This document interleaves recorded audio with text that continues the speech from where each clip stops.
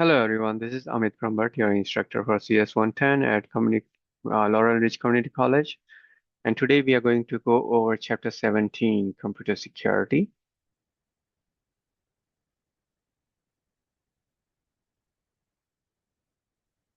So welcome to Chapter 17. It's an essential topic in today's digital world, computer security. This chapter helps us understand how to protect systems, data, and personal information. We'll examine key security principles, common attacks, cryptographic methods, and the challenges introduced by social media and mobile devices. Our first set of goals include understanding the CIA triad, confidentiality, integrity, and availability. We learn the three categories of authentication credentials and how to create strong passwords while evaluating others for security. We'll also define malware and examine different types of cyber attacks.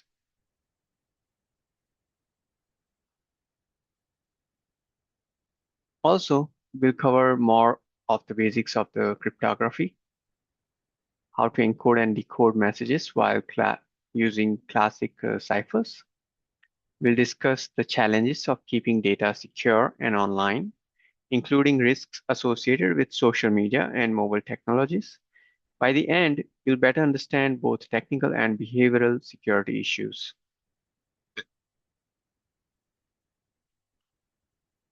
Information security includes the techniques and policies that protect access to data. Cybersecurity specifically focuses on protecting systems connected to the internet. Together, they aim to safeguard information from unauthorized access, misuse, or harm. The CIA triad describes three core principles. Confidentiality ensures data is protected from unauthorized access. Integrity ensures data cannot be modified improperly. And availability ensures authorized users have timely access. Strong security must balance all three elements.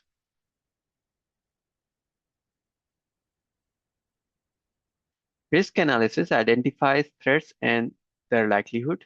It helps organizations plan how to minimize vulnerabilities and reduce damages. Effective planning involves understanding which assets are most at risk and implementing strategies to protect them before attacks occur. Authentication relies on credential users providing to prove identity. These fall into three categories: knowledge-based, like passwords or PINs, possession-based, like smart cards, and biometrics, which use physical traits such as fingerprints or voice patterns. Strong authentication usually combines multiple types. Here the slide gives guidelines for strong passwords. Choose something easy for you to remember but hard for others to guess. Avoid personal information like names or birthdays.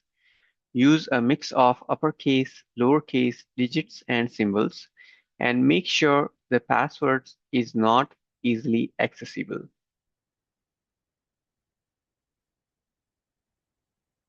To stay secure, never leave your machine logged in unattended, never share your password, and never send it via email.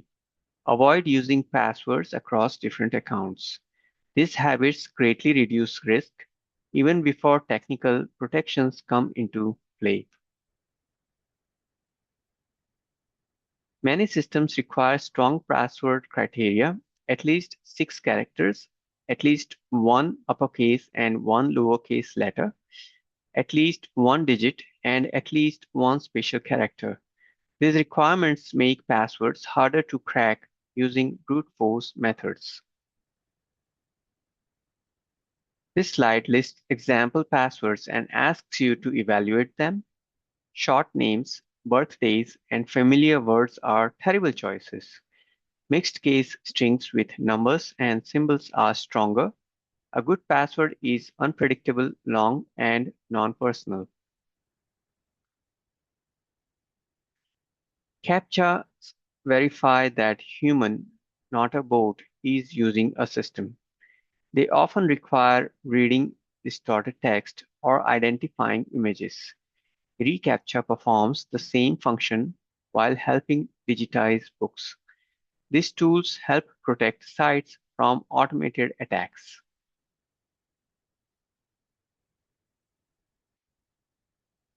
Biometric verification, fingerprints, retinal scans, voice recognition provides strong authentication. But if someone steals your digitized fingerprint, you can't change it the way you change a password. This makes biometric data extremely sensitive and requires strong storage protection.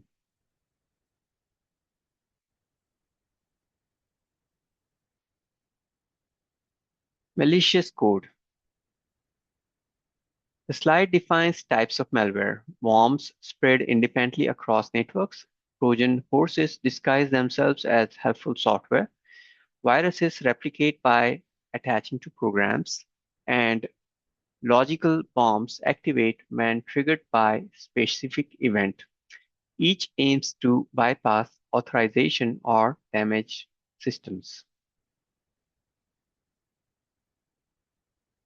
Antivirus software. Antivirus tools detect and remove malicious code. Signature detection looks for known malware patterns, while heuristics look for suspicious behavior or general characteristics of malware. Regular updates are essential for effective protection.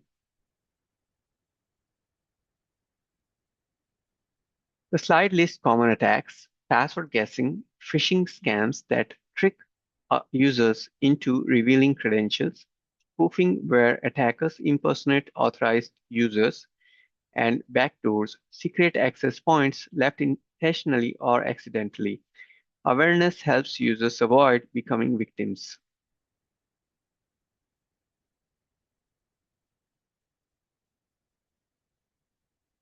More threats include buffer overflows, which can crash systems or grant elevated permissions. Denial of service attacks that overload systems and man-in-the-middle attack where communication is intercepted. Many users have encountered these without realizing the underlying cause.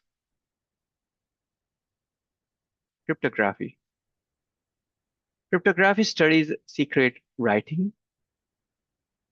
Encryption converts readable plain text into scrambled ciphertext. Decryption reverses the process. Cryptography protects information in transit or storage, especially across insecure networks like the Internet. This slide illustrates encryption and decryption. Once encrypted, information cannot be understood unless it is decrypted properly. Modern encryption protects banking, communication, and private data.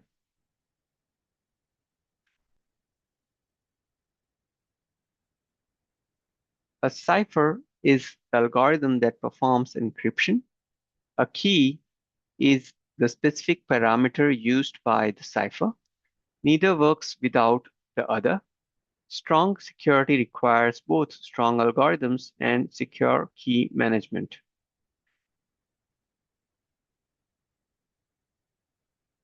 Substitution cipher replace characters.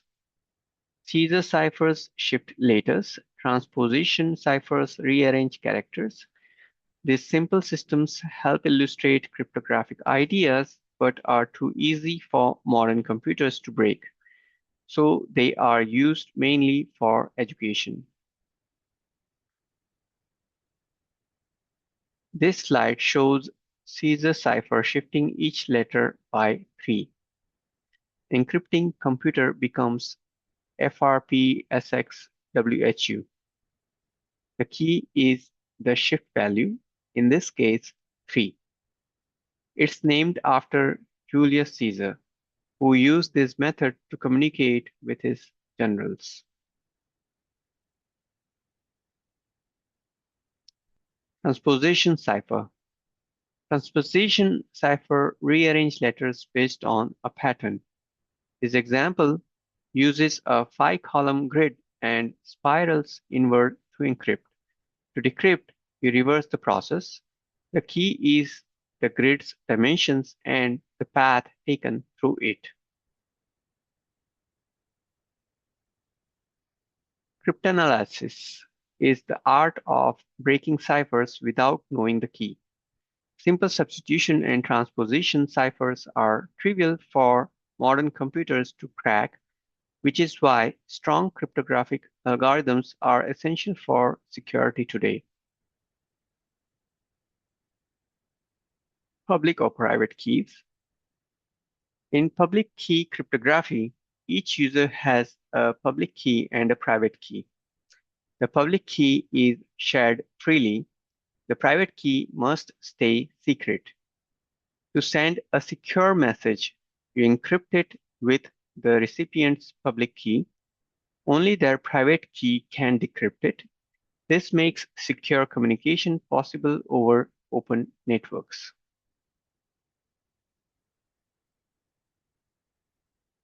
A digital signature is created using sender's private key and verifies authenticity. A digital certificate provides a trusted copy of the sender's public key. These two components prevent forgery and ensure trust online.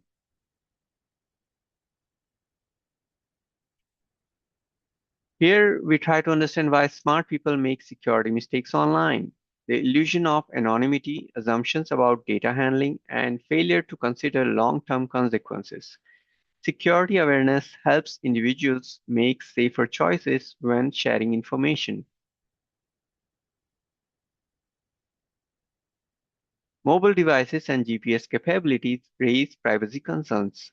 Companies like Apple and Google collect and transmit location data, and law enforcement can access this information. US Customs has claimed authority to inspect and copy data from devices at borders.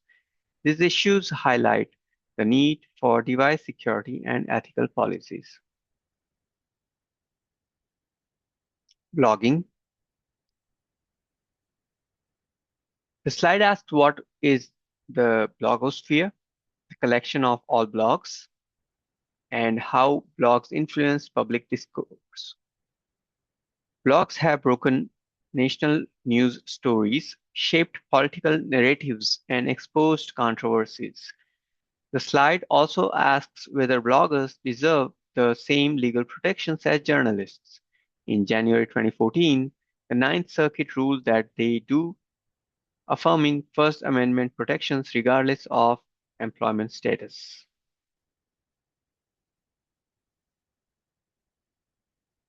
This slide touches on barcode gaining new life through QR codes and smartphone scanning.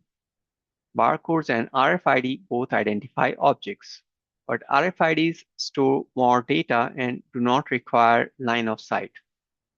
The blaster worm targeted Microsoft systems. Privacy advocates consider widespread surveillance and tracking, especially via RFID or monitoring tools. Orwellian.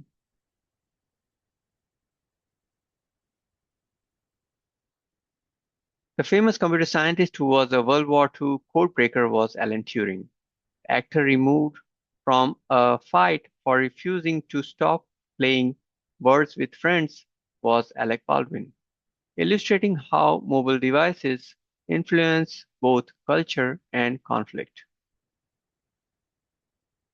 I hope you enjoyed today's session. I think this is the conclusion of our course videos. I'm looking forward to hear back from you. Take care. Thank you.